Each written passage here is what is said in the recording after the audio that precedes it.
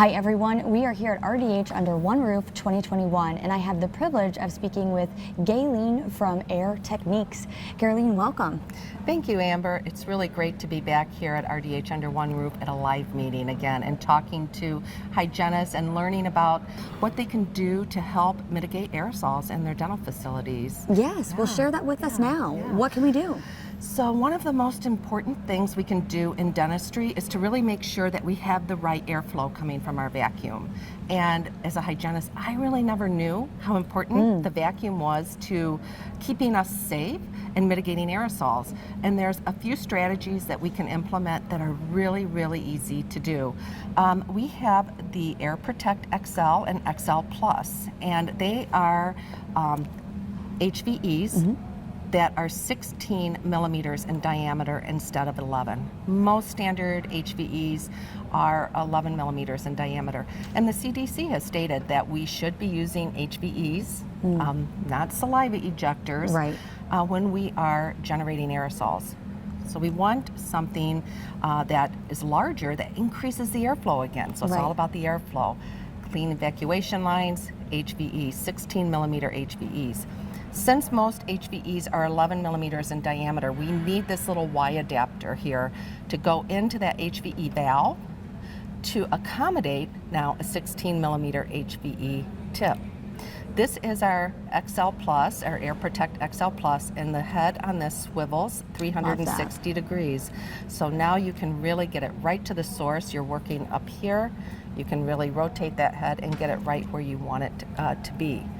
If you do not want the rotating head and you still want to work intraorally, we do have the Air Protect XL.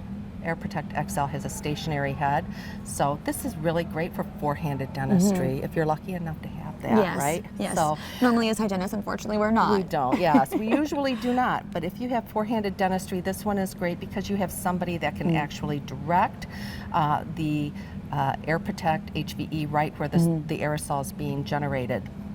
Then, since most hygienists do not have the ability to have four-handed dentistry, that little plug that you saw right here, you can pull that out. So I just pulled it out right here.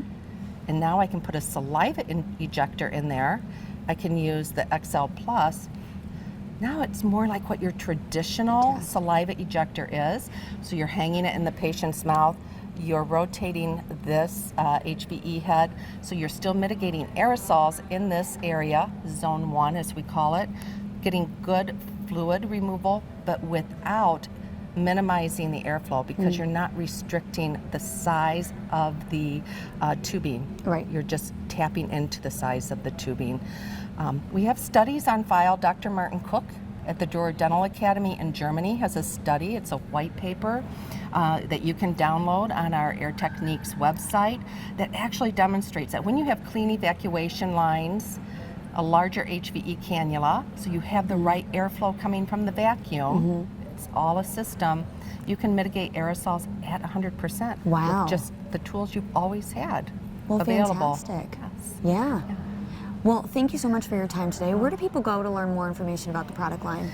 Yes, you can go to the Air Techniques website, and on the website is our white paper that Dr. Martin Cook has published. There's also a lot of videos on there where you can see the Air Protect and the Clean Stream. You can see the vortex from the Clean Stream vortex dispenser going through the evacuation lines. And you can also find your territory manager. If you want somebody to come into your office and actually check your vacuum airflow, you can go on there and find out who your territory manager is, call them or email them as well. We have a lot of information on our website, so go to the Air Techniques website. Well, thank you for being a fantastic resource for us to ensure that we're keeping both ourselves and our patients safe. Thank you, Amber. You're welcome.